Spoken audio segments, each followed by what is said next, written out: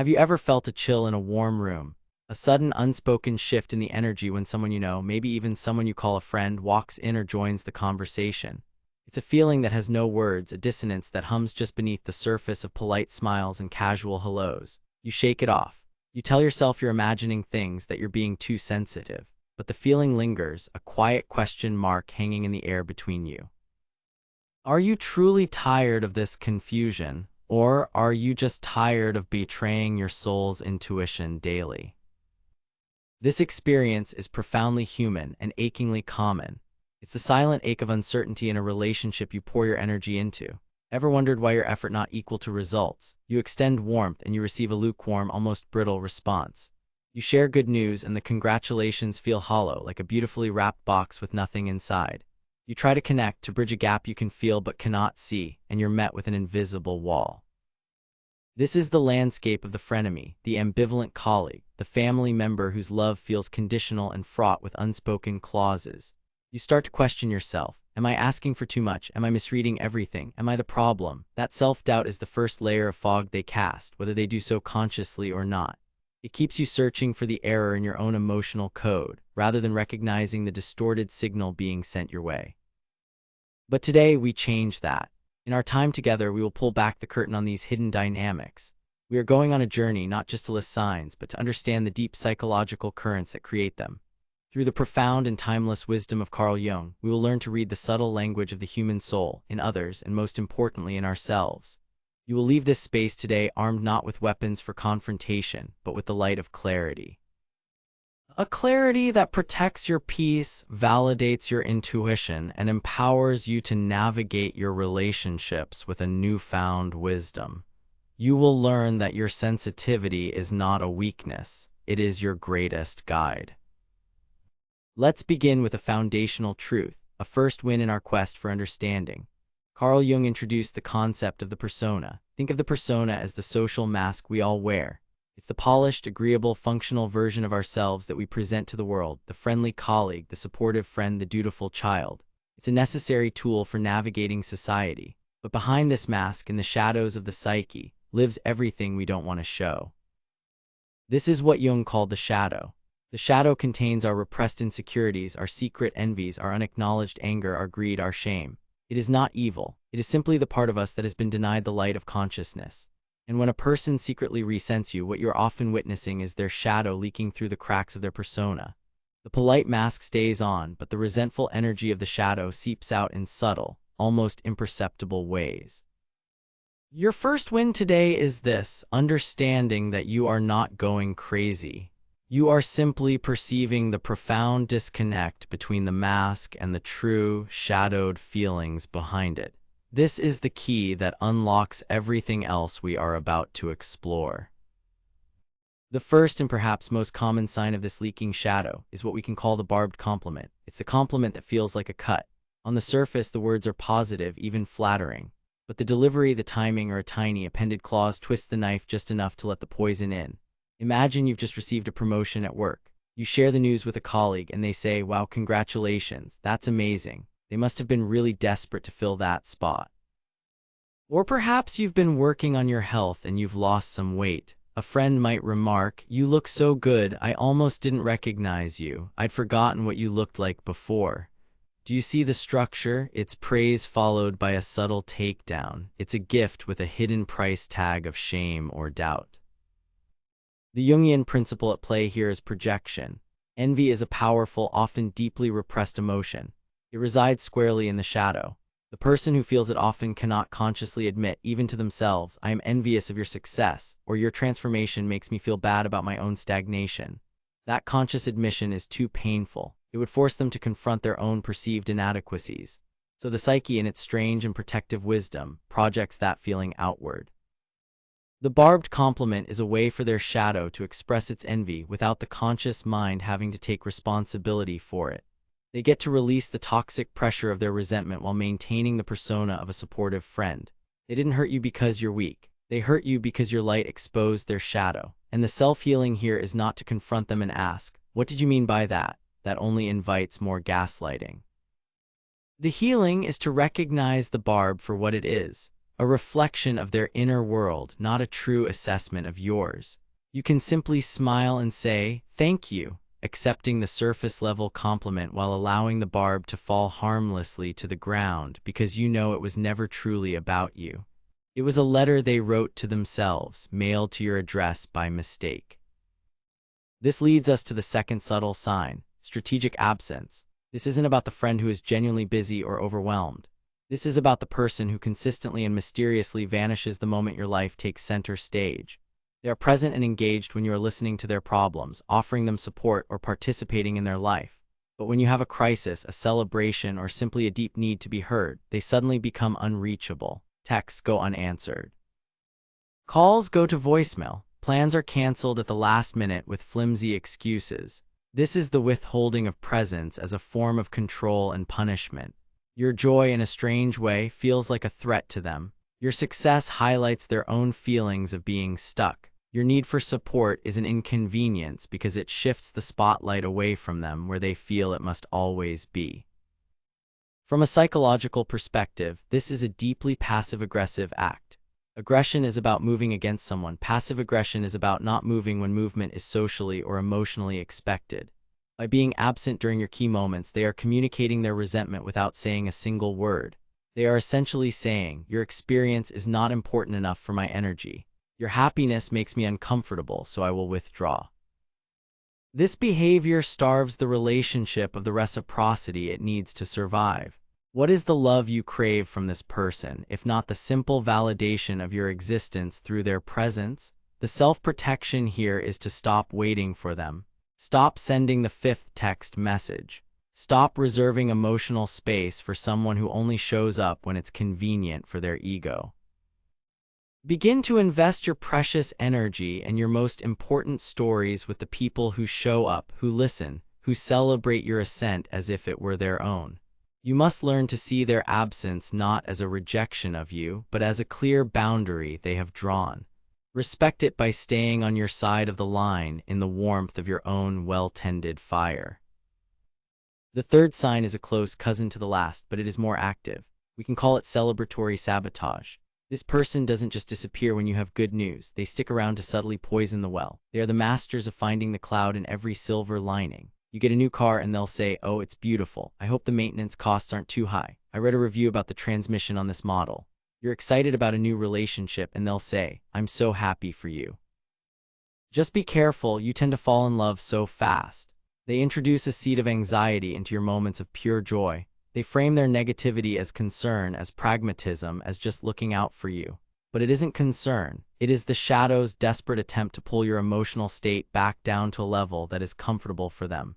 Your joy is a frequency they cannot tune into, so they try to change your station. Carl Jung spoke of the archetype of the trickster. The trickster is a chaotic figure who disrupts and disobeys normal rules. In this context, the resentful person's shadow can take on a trickster-like quality. Its goal is to disrupt the positive energy, to introduce chaos into your certainty, and to upend your happiness. They are playing a game, and the goal is to make you feel as unsettled and insecure as they do. They are trying to rob you of the present moment's bliss by projecting a future filled with problems. The way to heal from this is to become the unwavering guardian of your own joy. When they offer their seed of doubt, you don't have to plant it in your garden. You can recognize their concern as a projection of their own fear or envy. You can respond with a calm, unshakable confidence. "Thank you for your concern, but I've done my research and I feel great about it." Or, "Thank you, I appreciate that, and I am choosing to simply enjoy this moment for what it is." You are not being rude. You are setting a boundary that says, "My joy is not up for debate." Now we move to a darker, more painful sign. This is the weaponization of your vulnerability. There will be moments when, in the presumed safety of your relationship, you share something deeply personal. You confess a fear, an insecurity, a past trauma. You open your heart, believing you are in a sacred space. A person who secretly resents you will store this information away. And later, sometimes weeks, months, or even years later, in a completely unrelated moment, they will use it against you. It may be disguised as a joke during a group dinner. "Oh, don't mind her, she's always been terrified of being abandoned." It may come up during a minor disagreement as a way to hit below the belt and win the argument. Well, this is just like that time you told me about. You're clearly overreacting because of your issues. This is perhaps the most profound betrayal. They have taken the most fragile, trusting part of you and turned it into a weapon. Jung believed that the ultimate goal of life was individuation, the process of becoming a whole, integrated self. This process requires us to be vulnerable, to look at our wounds, to connect authentically with others. When someone weaponizes your vulnerability, they are not just hurting your feelings. They are attacking the very process of your soul's growth. They are punishing you for your authenticity. The pain of this betrayal is a signal. It's a 5-alarm fire from your soul. It's telling you that this person is not a safe harbor for your heart. The healing from this is deep and difficult, but it begins with a radical act of self-compassion. You did not make a mistake by being vulnerable. Your desire to connect authentically is beautiful and right. The mistake was in choosing the wrong audience. The lesson is not to build your walls higher, but to become a more discerning gatekeeper. Forgive yourself for trusting, and then vow to only share the sacred stories of your soul with those who have proven they know how to handle holy things. The fifth sign is more intellectual, more subtle, but equally corrosive over time. It is the pattern of constant, subtle correction. This is the person who feels a compulsive need to correct your grammar, your pronunciation of a word, your retelling of a story, or your opinion on a movie. It's rarely about a significant error. It's about the small things. You might say, "I'm feeling nauseous," and they will jump in with, "You mean nauseated. The situation is nauseous." You might share a fact you read, and they will immediately pull out their phone to fact-check you in front of others. Each individual instance seems trivial, a minor annoyance. But when it becomes a pattern, it is a clear sign of a superiority complex, which itself is often a mask for a deep-seated insecurity. Their shadow feels small, so their persona needs to feel big. The easiest way to achieve this illusion of bigness is to make others feel small. By constantly correcting you, they are implicitly stating, "I am more intelligent, more precise, more knowledgeable than you." It is a relentless campaign to establish intellectual dominance. It slowly chips away at your confidence, making you second-guess yourself before you even speak in their presence. You start to censor yourself, to simplify your thoughts, fearing their inevitable correction. This is a form of psychological erosion. The self-protection here is twofold. First, recognize the pattern. See it not as a reflection of your inadequacy, but as a symptom of their neediness. Second, you can choose to disengage. When they correct you, you don't have to defend yourself or get flustered. You can offer a simple, "Thank you for clarifying," and then seamlessly continue your point. Your calm refusal to be derailed by their game takes all the power out of it. You are showing them that their attempts to elevate themselves by diminishing you have no effect on your inner state. Let's talk about the sixth sign, the classic tool of the passive-aggressive, the "just kidding" insult. This person will say something genuinely cruel, critical, or insulting, and then as soon as they see the flash of hurt in your eyes, they will quickly add, "I'm just kidding," or "Can't you take a joke?" This is a masterful, manipulative technique. It allows them to deliver the punch while simultaneously denying you the right to be hurt by it. They get the satisfaction of expressing their hidden aggression, but if you react, they can flip the script and accuse you of being overly sensitive or lacking a sense of humor.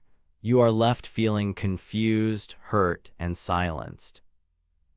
This is a direct manifestation of the shadow trying to speak its truth, but lacking the courage to do so honestly. The insult is the shadow's genuine feeling. The "just kidding" is the persona's panicked attempt to regain control and maintain social acceptability. The person is caught in a psychological bind. They resent you enough to want to hurt you, but they are too cowardly to own their aggression. So they create a no-win situation for you. If you accept the insult, you absorb their toxicity. If you challenge it, you're the bad guy. The only way to win this game is not to play. When they deliver the line and follow it with "just kidding," you don't have to pretend to laugh. You can hold a calm, neutral silence for a moment. Let the awkwardness hang in the air. Then you can say in a completely neutral tone, "I don't find that funny." Or even more powerfully, just look at them calmly and then change the subject. You are refusing to validate their joke and refusing to accept the role of the overly sensitive one. You are quietly communicating that you see exactly what they are doing. The seventh sign is one that can be particularly painful if you are on a path of personal growth and transformation. It is the refusal to acknowledge your growth. This person insists on seeing you and treating you as the person you used to be, not the person you are becoming. If you've stopped drinking, they will constantly bring up stories of your wild party days. If you've left a toxic career to pursue your passion, they will talk about you as if you're just in a phase and will soon return to your sensible old job. They will give you advice that was relevant to the old you, ignoring the progress you've made. They essentially try to keep you in a psychological box, a box that is comfortable and familiar to them. Why do they do this? Because your transformation is a mirror. What if the love you crave from them is simply the acknowledgement that you have changed? But they can't give it to you because your growth implicitly highlights their own stagnation. If you can change your life, it means they could too, and that is a terrifying thought for someone who is committed to their own comfort zone. By insisting you are still your old self, they can dismiss your journey and, by extension, absolve themselves of the need to embark on their own. They didn't hurt you because you're weak. They hurt you because your strength, your evolution, exposed their own fear of change. The self-healing is to stop seeking their validation. You do not need their permission to evolve. Surround yourself with people who see and celebrate the person you are today and the person you are becoming tomorrow. Your past is a chapter, not the entire book. Do not let anyone who has only read the preface try to tell you how your story ends. Let's pause here for a moment. Let this information settle. We've navigated through some difficult, shadowed waters. Take a moment right now. If you feel comfortable, just close your eyes for a second. Bring to mind a relationship in your life that feels foggy, unclear, or draining. As we've been talking, has a face or a name surfaced in your mind? Just notice it. There is no need for judgment or anger, just quiet observation. Has this journey so far brought a specific situation into a new, sharper focus for you? Let me know in the comments if this is resonating. A simple yes is enough to let our community know we are on this path of discovery together. The simple act of acknowledging a truth to yourself is the first step toward reclaiming your power. Now let's continue our journey. The eighth sign is less about specific actions and more about a feeling. It is the experience of consistent energy vampirism. You may start a conversation with this person feeling fine, centered, and energized. But after 20 minutes, you feel utterly drained, exhausted, and strangely heavy, as if you've just run a marathon. They may not have said anything overtly negative. The conversation might have been about perfectly mundane things. Yet you walk away feeling depleted. This is a sign that on a subtle psychic level, you are in the presence of someone whose inner world is in a state of deep deficit. They are unconsciously feeding on the life force, the vitality of those around them to fill their own inner void. Jung's concept of the collective unconscious suggests that we are all connected on a deep psychic level, like islands that are separate on the surface but connected by the ocean floor. Your intuition, your soul, is picking up on their profound inner chaos, their unmanaged anxiety, their repressed rage. Your system is trying to process their emotional static, and it is exhausting. They are not necessarily doing this intentionally. It's more like a black hole. Its nature is to pull everything toward it. They are so consumed by their own inner drama, their resentments, their victimhood, their unmet needs, that they unconsciously siphon energy from any available source. The self-protection here is the most important of all. It is the art of setting and maintaining energetic boundaries. Before you interact with them, visualize yourself surrounded by a bubble of protective light. Intend that your energy remains your own, and most practically, limit your exposure. You are not obligated to be an all-you-can-eat buffet for someone else's psychic hunger. Shorten the conversations. Choose public places for meetings. You can be kind and polite from a safe, energetic distance. Are you truly tired of life, or just tired of betraying your soul daily by allowing it to be drained by others? The ninth sign is a deeply psychological and insidious one. They mirror your own greatest insecurities back to you. This person seems to have an uncanny knack for poking at your deepest soft spots. If you have a hidden fear of not being smart enough, they will constantly find ways to make you feel intellectually inadequate. If you are secretly insecure about your appearance, their comments will always seem to revolve around looks. It can feel like they have a secret map to your soul's most vulnerable territories. This is not a coincidence. It is often a form of sophisticated projection. The resentful person is deeply uncomfortable with their own shadow, their own feelings of inadequacy, their own insecurities, so they project that shadow onto you. They see in you the very things they despise in themselves, and by attacking it in you, they get a temporary sense of relief from their own inner turmoil. They are essentially saying, I can't stand this feeling of not being good enough inside me, so I will locate it in you and criticize it there.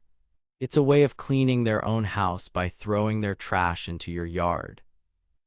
This is why their criticisms often feel so strangely personal and so deeply cutting, because they are aimed at a vulnerability that on some level you already fear is true. The healing path here is profound. It requires you to do your own shadow work. When they poke at an insecurity, you must ask yourself, is there a part of me that believes this is true?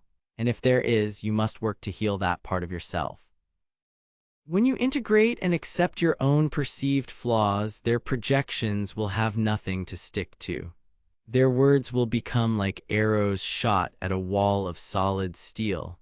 You will realize they are not talking about you at all. They are having a loud and painful argument with their own reflection. Finally, we come to the 10th sign, which is the foundation upon which all the others are built. It is the profound and consistent disconnect between their words and their body language. Their mouth says, I'm so happy for you, but their smile doesn't reach their eyes. Their eyes are cold and flat. They say, of course I'm not angry, but their jaw is clenched, their arms are crossed tightly, and their feet are pointed toward the exit. They say, I'm listening, but their gaze is vacant, their body is angled away from you, and they are fidgeting with their phone. Your conscious mind hears the words, the acceptable social script, but your ancient, intuitive, limbic brain is reading the body. It's reading the tension, the withdrawal, the aggression, and these two inputs, the words and the energy, do not match. This dissonance is the source of that gut feeling, that sense of unease we started with. Your anxiety in these situations isn't the problem, it's the language your soul uses to warn you about misalignment. It's an internal alarm bell telling you that what you are being shown is not what is real. Trust that alarm. It is the truest compass you have. Our modern world has trained us to privilege words, logic, and politeness above all else. We are taught to ignore our gut feelings, to rationalize away the energetic data we receive. But your intuition is a form of knowing that is older and often wiser than your intellect. When you feel that disconnect, honor it. It doesn't mean you have to cause a scene or confront the person. It simply means you must believe yourself. You must trust that what you are feeling is valid information. This trust is the ultimate act of self-protection and self-love. It is the beginning of waking up. So here we are. We have walked through the shadowed valley of unspoken resentment. We have looked at the barbed compliment, the strategic absence, the celebratory sabotage, the weaponized vulnerability, the constant correction, the just kidding insult, the refusal to see your growth, the energetic drain, the projection of insecurities, and the fundamental disconnect between words and energy. You came here today perhaps seeking simple signs to identify the frenemies in your life. But as you've journeyed through this, you may realize the lesson is so much deeper. This knowledge is not a sword to wield against others. It is not about collecting evidence to prove someone secretly hates you. It is a light to help you navigate your life with more wisdom, to protect your peace, and to understand the complex, often wounded nature of the human psyche. Seeing these patterns in others is not about judgment, it is about discernment. It allows you to make conscious choices about where you invest your precious, finite emotional energy. It frees you from the exhausting work of trying to win over the unwinnable, to fix the unfixable, or to seek warmth from a cold hearth. What if the love you crave begins with the boundaries you've been too scared to set? The real transformation happens when you turn this light of awareness back onto yourself. You learn to trust your intuition. You learn to honor your feelings. You learn that someone else's inability to celebrate you is not a reflection of your worth, but a reflection of their own inner poverty. You learn that you are not responsible for managing another person's shadow. Your only responsibility is to tend to the garden of your own soul.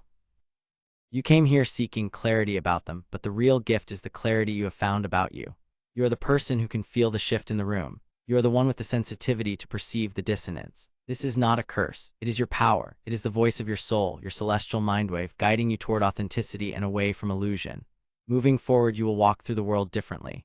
You You will still be kind, you will still be open-hearted, but you will no longer be naive. You will understand that behind the social masks people wear, there are complex inner worlds filled with light and shadow, and you will have the wisdom to know the difference. If this exploration has resonated with you, if it felt like a light turning on in a long dark room, I invite you to subscribe and join our community. We journey into these depths together, seeking not easy answers but profound understanding. This is a space for those who are waking up.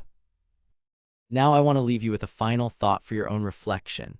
What is one sign we have discussed today that you now realize you have been experiencing, perhaps for a very long time?